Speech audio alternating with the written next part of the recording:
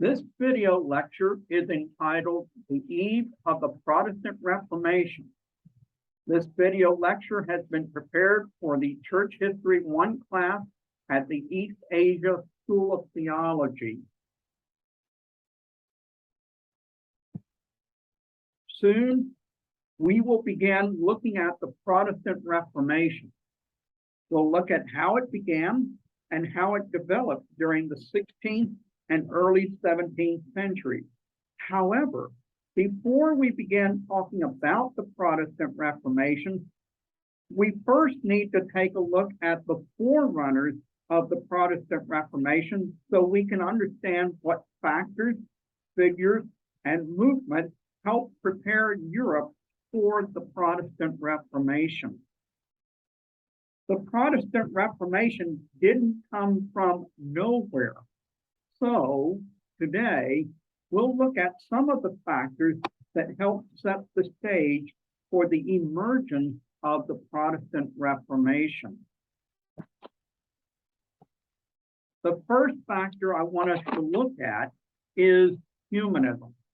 Dr. Raymond talked a bit about humanism in one of his earlier lectures, but I want to mention a couple of more things. Humanism began as an academic movement among scholars in Europe during the Renaissance. The Renaissance is a movement that began in 14th century Italy. And during the Renaissance, humanist scholars sought to recover ancient languages and literature. That is, they wanted to study the language and literature of the ancient Greco-Roman world that existed before the fall of the Roman Empire. And this is one of the reasons why this period of history is known as the Renaissance. The word Renaissance is a French word that means rebirth. So the people who were at the forefront of the Renaissance wanted to go back to recover the knowledge that had been lost for about 1,000 years during the Middle Ages. And this was why they called this period a rebirth. They saw it as a rebirth of culture and learning.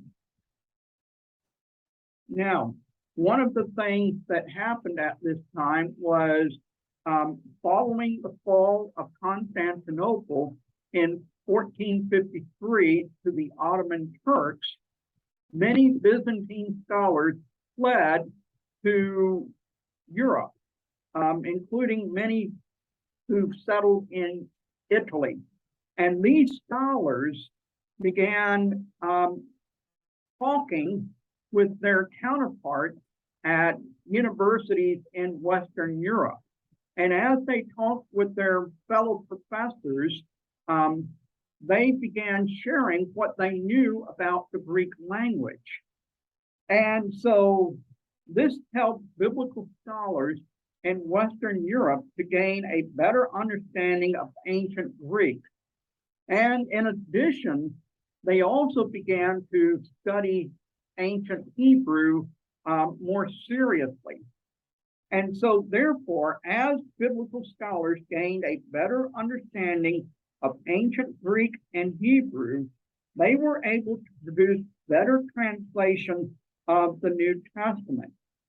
Humanist scholars were also keenly interested in church reform. They saw the corruption that existed within the Roman Catholic Church, and this corruption caused them to be deeply concerned. One of these humanist scholars was Desiderius Erasmus, who is often considered the greatest of the humanist scholars. In addition to his work on producing a better Latin translation of the Bible, Erasmus also strongly criticized the Catholic Church's shortcomings, especially in his book in praise of folly. However, Erasmus did not join the Protestant Reformation, but he remained a faithful Catholic despite the corruption that he criticized so strongly. One of the most important ways that humanists, and especially Christian humanists such as Erasmus, prepared Europe for the Protestant Reformation is that they introduced the idea that ordinary people could question the Catholic Church by reading the Bible for themselves. This would prove to be a revolutionary idea, as we'll see. The next person I want to talk about is John Wycliffe. One of the main forerunners of the Protestant Reformation was John Wycliffe, who was born in 1330 on a sheep farm about 200 miles north of London. He began his studies at Oxford University in 1346, but it took him 26 years to complete his doctorate because of various outbreaks of the Black Death. Now, this is something we are familiar with because in the past few years, all of us have experienced some kind of disruption because of the COVID pandemic. So we understand how this could have happened to John Wycliffe. By the time he graduated with his doctorate in 1372, John Wycliffe was considered Oxford's leading philosopher and theologian. In 1374, he was appointed the rector of a church in Lutterworth, which he held for the rest of his life.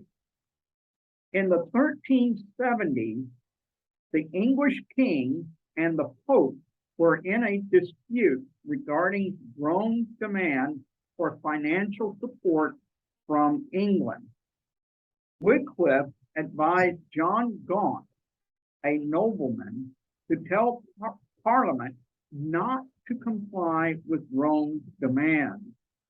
Wycliffe argued that the Catholic Church was already too rich and that priests should live in poverty.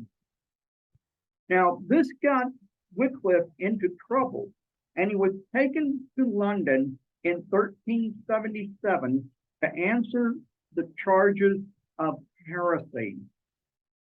This hearing did not go well and ended in a brawl. Several months later, Pope Gregory XI issued a bull in which he listed 18 theses or teachings of Wycliffe, which the Pope declared to be in error and therefore dangerous to the church. At a later hearing, Wycliffe declared, "I am ready to defend my conviction even unto death. I have followed the sacred scriptures and the holy doctors." He went on to say that the Pope and the Catholic Church were second in authority to the Bible. Fortunately, Wycliffe was popular with the English nobility, and the Catholic Church was preoccupied with the ending of the Babylonian exile and the beginning of the Great Schism, so Wycliffe escaped being officially labeled a heretic. In the meantime, Wycliffe deepened his study of the Bible, and he went on to begin translating the Bible into English. This translation was based upon the Latin Vulgate, which was the official Bible of the Catholic Church at that time, and pretty much the only available version of the Bible that was available to most people at that time. Wycliffe undertook this project because he believed that every believer should have access to the Bible in his or her own language. This further irritated Catholic leaders because an English Bible would further challenge the Catholic Church's ability to control the interpretation of the Bible. Now, at this time, most people were illiterate, and therefore the only ones who could interpret the meaning of the Bible for the common people were the clergy. Because what the clergy would do is they would read the Bible to the masses, or they would preach about the Bible to the masses. And therefore, since the clergy were the only ones who could read at that time, they were the only ones who could interpret the Bible for the masses.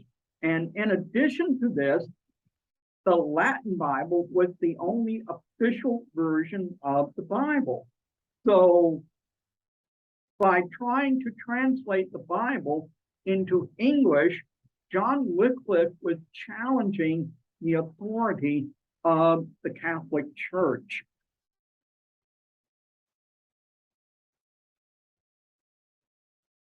Wycliffe died in December 1384. He was never declared a heretic in his lifetime, but at the Council of Constance in 1415, he was declared a heretic, and his bones were exhumed, burned, and his ashes scattered in the river Swift. John Wycliffe's career inspired the Lollard movement, which consisted of those who followed John Wycliffe's teaching. This movement began at Oxford University and eventually spread throughout England. The Lollards faced persecution from the Catholic Church and King Henry IV, who sought to root out heresy throughout the English kingdom. But what we see here is that John Wycliffe and the Lollard movement were significant forerunners to the Protestant Reformation. Another important forerunner of the Protestant Reformation was John Hus, a theologian who lived in Bohemia, the land that later became known as Czechoslovakia. And so on this map, you can see Bohemia. Bohemia is pretty much in the center of the map, but what you can see is that Bohemia is very much located in Central Europe and was, in fact, part of the easternmost borders of the Holy Roman Empire. John Hus was born to poor parents in southern Bohemia around 1370, and he began his studies at the University of Prague around 1390. In 1401, he was named the Dean of the Faculty of Philosophy at the University of Prague. John Hus became strongly influenced by John Wycliffe's writing and began criticizing the corruption that existed within the Catholic Church and advocating church reform. In 1402, John Hus was appointed to the pulpit at the Bethlehem Chapel in Prague, which was founded in 1391 as a place where sermons could be preached in the Czech language. Even Pope Gregory XII later stated that the Bethlehem Chapel was founded for the preaching of the Word of God. John Hus took his responsibilities to preach God's Word seriously and became a very popular preacher. The Bethlehem Chapel regularly overflowed with attendees, and and John Hus began publicly advocating reform within the Catholic Church. Then, in 1403, Johann Hübner, a German professor at the University of Prague, drew up a list of 45 articles from Wycliffe's writings and had them declared heretical by the university's council, which voted along national lines. Now, at this time, the university council was represented by, according to nationality. And so the German professors had 3 votes on the university council, but the Czech professors had only 1 vote. So Johann Hübner's motion was carried by the university's council. The main charges against Wycliffe was that Wycliffe taught that elements in the Holy Communion remain bread and wine, and they also charged that Wycliffe taught that the Bible should be the only source of Christian doctrine. This marked the beginning of John Hus's trouble, because he was accused of following Wycliffe's teaching, even though he didn't agree with all of Wycliffe's teaching. For example, John Hus always denied that he followed Wycliffe's teaching that the bread and wine retain their material form during the Holy Communion.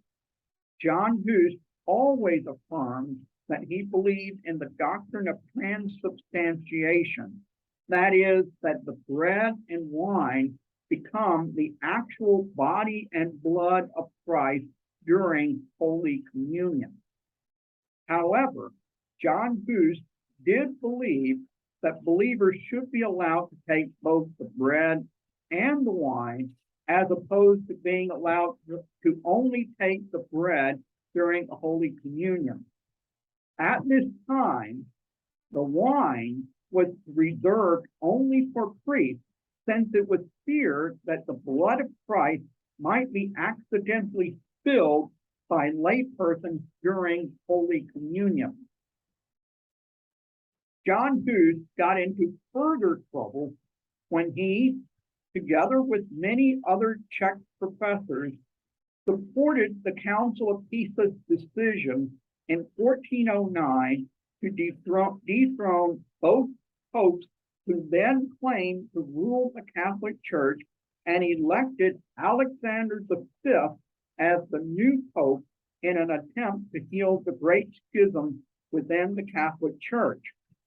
John Hus, together with the other Czech professors and the King of Bohemia, recognized Alexander V.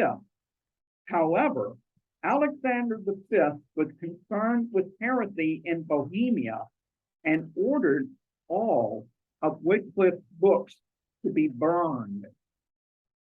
The Archbishop of Prague also forbade any preaching in private chapels, including the Bethlehem Chapel.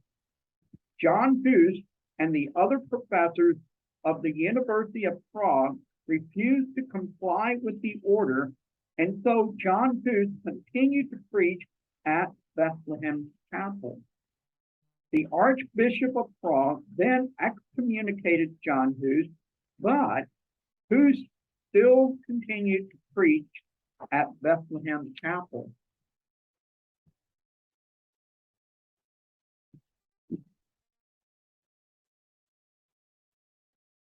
In 1412, Pope John the 23rd, who was Alexander V's successor, authorized the sale of indulgences to finance his campaign against his rival, Pope Gregory XII. John Hus strongly opposed this practice, and in response to John Hus's protest, the Catholic Church placed the entire city of Prague under interdict. The Bohemian king urged John Hus to leave Prague, which Hus did for the benefit of the citizens of Prague.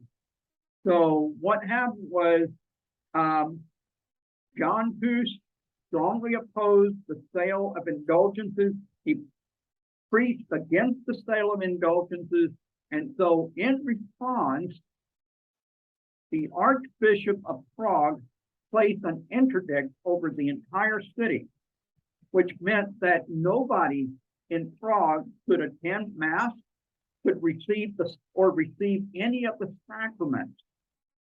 And so this was a great spiritual hardship for the citizens of Prague. And it was for this reason that the King of Bohemia urged John Hus to leave Prague. And John Hus followed the King of Bohemia's request, and he left Prague for the sake of the citizens of Prague so that they could go back to receiving the sacraments. Sigismund, who was the newly elected Holy Roman Emperor and brother to the King of Bohemia, called a church council at Constance for the purpose of resolving the ongoing great schism within the Catholic Church, and he persuaded Pope John the 23rd to attend this church council. After much persuasion and the promise of a safe conduct from Sigismund, John Hus was also persuaded to attend the Council of Constance to explain his views. After his arrival in Constance, John Hus preached publicly to crowds. Sigismund and other enemies of John Hus claimed that by preaching publicly to the crowd, that John Hus had violated the conditions of his safe conduct. And so they arrested John Hus in November of 1414. Hus was then tried by the Council of Constance, found guilty of heresy, and burned at the stake on July 6, 1415. And so this marked the end of John Hus's life.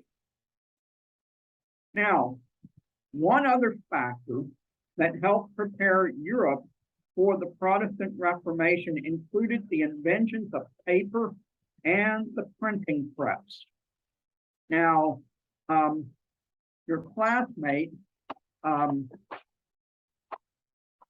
Nikhil, has already talked about this, but I still feel like it's worth reviewing this, because this really did help set the stage for the emergence of the Protestant Reformation. Now, actually, the truth is that the Chinese invented both paper and the printing press. Paper was first invented about 100 BC, but it was made into an industry in AD 105 by Cai Lun, who was a Chinese port official. Later, in AD 751, the Chinese army of the Tang Dynasty was defeated by the army of the Abbasid Caliphate at the Battle of Talas in Central Asia. As a result, a number of Chinese artisans were captured, including those who knew how to make paper. In this way, the technology of paper entered the Muslim world. Later still, in 1120, the Moors established the first paper mill in Europe at Valencia, Spain. From there, paper production eventually spread to Germany, Italy, and the rest of Europe. The printing press also originated in China. Nobody knows when the Chinese first invented the printing press, but we do have evidence that the printing press was in use in China sometime in the first millennium AD. However, the printing press did not become widely used in China because the Chinese ideographic system of writing meant there were too many characters needed for a movable type printing press. Now, it is not known exactly how the printing press made its way from China to Europe, but one theory is that this invention may have been carried westward during the Mongol Empire, from China through the Uyghurs, who at that time were considered very educated, and then through the Uyghurs on to Persia, which was then part of the Mongol Empire. And so you can see on this map, I've drawn some arrows showing how the printing press spread from China to the Uyghurs in Central Asia, and then from the Uyghurs to the Persians in modern day, what is modern day Iran.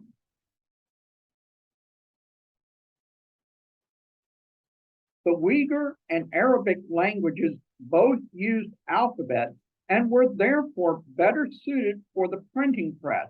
But since Arabic was considered a sacred language, Muslims only allowed handwritten copies of books, and especially the Quran. For example, in 1485, the Ottoman Sultan Bayezid declared the printing press to be haram, or forbidden, and outlawed the use of the printing press throughout the Ottoman Empire. However, by 1439, Johann Gutenberg had produced a printing press in Germany and was using it to print books. At first, Gutenberg kept his printing press secret because he wished to print books and market them as supposedly handwritten manuscripts. Still, Gutenberg's printing press proved revolutionary and helped set the stage for the speedier spread of ideas, which is one of the reasons why the Protestant Reformation took off when it did in the 1500s. And this slide shows a picture of one of the Gutenberg Bibles. So I have some discussion questions for you. And I want to encourage you to think about these discussion questions so that we can discuss them during our class session. So I have two discussion questions for you. The first question is, in this lesson, we see how John Wycliffe's writing influenced John Huss. So the question I have for you is, what books, movies, TV shows, or videos have influenced you, and how have they influenced you? This gives you a chance to think about how you have been influenced and how these things have been influencing your thinking. The second question is a two-part question. The printing press helped set the stage for the Protestant Reformation and has greatly influenced the world during the last 500 plus years. So my two-part question is this: how is the internet and social media changing the world today? And the second part, how will this affect your ministry now and in the future? So please think about these questions and come to class ready to discuss these questions with your classmates.